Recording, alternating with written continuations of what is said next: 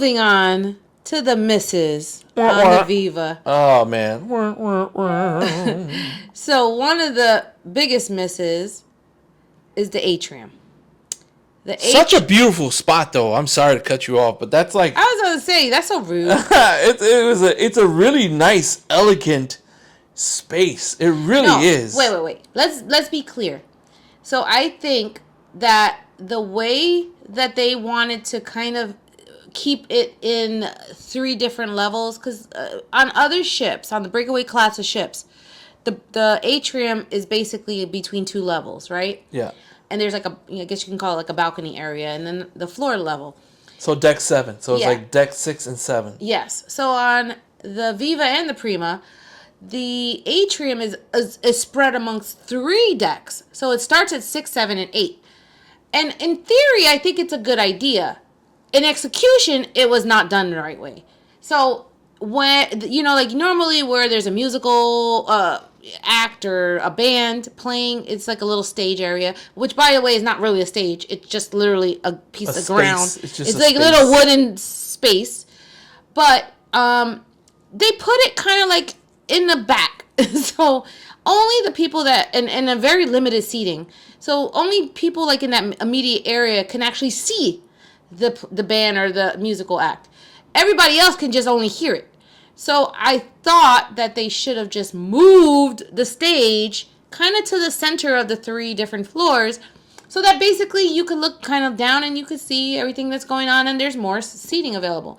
So hint, NCL, I think that's what you need to do. I think if they would have had like a center, like a little round section in the smack dead in the center of the atrium, where they could rotate or something like that. You see them rotating slowly or something. I don't know. Not even. They could just, it doesn't even, listen, they don't even have to face everyone. Yeah. But if they were to push, move it out of that little back hall space and put them out into the middle, so much better. Yeah, because there's not that much seating in the area for you to actually enjoy the entertainment unless you're like right there in that little section underneath. Yeah, and on other ships that we've been on, whether it's NCL or any other cruise line, the atrium is always kind of like the heart of the ship.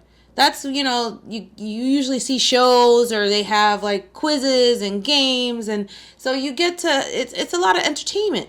But I feel like for, in particular the Viva and the Prima, they kind of missed the mark on this. Like, I don't know who thought of this. For such a beautiful atrium, man, just so nice, I think they messed up with that entertainment spot for them. So I don't know. I'm sorry, I'm very passionate about this miss, because I just feel like it was such a missed opportunity, like literally. So, atrium, sorry to say, hated it. Oh, man, I wonder if we get in trouble for that. That's not copyrighted. Oh, man. Yeah, definitely hated it. I don't know. How about feeling packed in like a sardine? Claustrophobic? Like you smell someone's hot breath and hope that they don't fart or something like that because they're like literally right on top of you. These small venues on the Prima and the Viva, I know, it seems like they're getting worse and worse. I'm not digging it too much. We came off of the Carnival Mardi Gras, and their comedy club was huge. Like it was a nice, long, big section. It was really nice. And then you jump into the what's the name of that venue called on the Viva? Oh, Improv at Sea. Improv at Sea, and it's tiny. It's like narrow. Well, first of all, it's survival of the fittest. Only the strong survive. To get a seat. Because, let me tell you, people start lining up more than 30 minutes before the show starts. Yep. So you better be up in there like swimwear if you want a seat. They like swimwear. And then, not only that, but then once you... So they have, the normal little chairs and whatever, like a little table.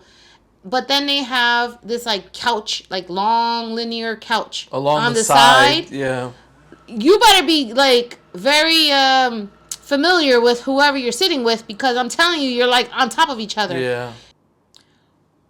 One of the things that I really enjoy and look forward to on our cruises is our tan time. And we tend to opt for like an adult section, just because it's quieter and you could usually find a seat. Yeah. You know, in the main Lido area, it's ridiculously hard to get a chair. So, and who really, like, I listen to my little podcasts or audiobooks, and you like to listen to music. So we kind of like are in our own groove when we're sitting out there roasting. So we prefer to do the adult section. And unfortunately, on the Viva, there is none that's free. So this is why it's a miss in my book. Because it's not, what? Because it's not free? Because there is an adult section, which is called Vibe Beach Club, but that is like, what, $200 or $300 per person? I don't remember what it was. I don't remember how much I paid for the Prima, but it was kind of pricey. Yeah. It was a good chunk of change. It wasn't free. Therefore, no, it wasn't. It is not for me. But it was good though. So man, I have to say, if you want to splurge, it's definitely something to check out. We did really, really enjoy it. And again, because we paid for it, we made sure to get the most bang for our buck. So we were up in there like 2-3 times a day. Pretty much every day if we could, we were there every day. Yeah. Because again, it has the what do you call that? Well, it had like chairs and tables, so you can actually eat in there. Yeah, for breakfast. You can take your food out there. You can take for lunch. And it was shaded. So again, is it worth the money? If you have that kind of money, yeah, I think it's worth the money. But you have to kind of make sure you use it to the most you can. And I think that we did do it when we were on the Prima, but on the Viva we chose not to. Because of the itinerary. Yeah, because again, we didn't think we were going to be in it a lot, so therefore we didn't feel like it was worth spending the extra money for. I mean, you do have the other section, like we shared before. Well, now, yeah, we have a hidden gem that's over by the kiddie water sprinkles. That's free, right? Yes. But it's not like exactly no kids. You know what I mean? Well, since there's not that many kids on this ship, there weren't that many kids on our ship. It was nice and quiet. I feel like that's the best spot. It's not like the Carnival, right? The Carnival cruise ships, which has Serenity. The Serenity. Now that one on the Mardi Gras, that sucker wrapped all the way around in the front. So many lounge chairs. It had the what do you call it? The day beds, the jacuzzi, the hot tub jacuzzi. Or whatever. It had the pool. It had its own pool. The pool section. With a bar. Yep. So, yeah, that was pretty solid. If only that were on the Norwegian Prima or the Viva, it would have been top. But, of course, they're selling luxury here, man. They're selling luxury. Yeah, and it's called the Haven. So they focus it all on that. And therefore, the rest of us peasants have to go and have to find like a little space by the kiddie section. So, yeah. It works, though. It works. I mean, if you don't mind, it works. Now we know. And knowing's half the battle. Can we talk about the pool? Everybody's talking about the pool. Yeah. Everybody is. That is such a miss. Yeah, it is a miss. So, we have yet to dip our toe in a pool on either the Viva or even the Prima on the Lido deck. Yeah. While one of the biggest hits are the infinity pools on Ocean Boulevard, the definite miss is the main pool on the Lido deck. Right. It's freaking tiny.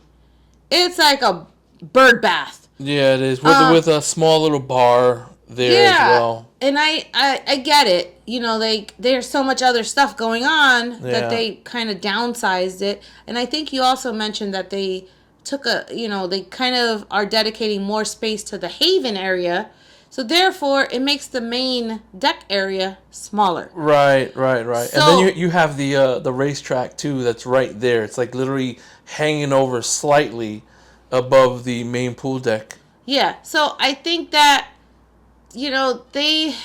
while it used to be something that was a big focus on a lot of the other cruise lines and the other cruise ships, on these last couple, on the Prima and the Viva, It's a little sad. Yeah. It's a little sad. It's a little sad. See, I always enjoyed those nights where we can sit on the lounge chairs and they're playing a movie on the big screen, but you can't do that on the Viva, and you can't do that on the Prima. There's a screen. There's a big screen. Not big, but there's a screen there.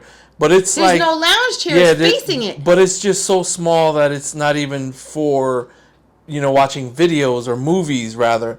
It's only for show. It's only for, like, decoration, little things here and there. And it's not high up either. No, it's kind of like floor. at the level. It's at the floor. Yeah. So if you wanted to watch a movie, they would be playing it in the lounge. What lounge is that? I forgot which one it was. But it was probably the comedy club or something. Yeah, it's one of those small rooms where they would, play the movie. Most certainly a miss. At some point, this particular miss is not really going to make a difference to me anymore. Like, I'm not going to think of it as a miss, probably. I think you will still roll out there in your electric scooter and still want to play. I don't know. I'm just saying. And that is not having a basketball court on the Viva or the Prima. Now, in exchange, they added the racetrack, right? And that you have to pay for. Yeah, that you have to pay for. It's not free, but having a basketball court, that was free, and I could play and hopefully win another trophy and beat the children and beat the kids like I did on the Mardi Gras. Which was super fun. It was super fun. I enjoyed myself. You became a rock star after that. For real. They were like, "You're that guy, huh? Yeah, OG. You're the one that beat us in knockout." And I was. It was great. It was so much fun. Of course, for me, if anyone knows, I am a former athlete, you know what I mean? I guess I love playing sports. Semi-retired. Love playing sports, and not having that just feels weird to me. So that is one of the biggest misses for me, at this particular time. Maybe when next 5 years when these knees are pretty much done.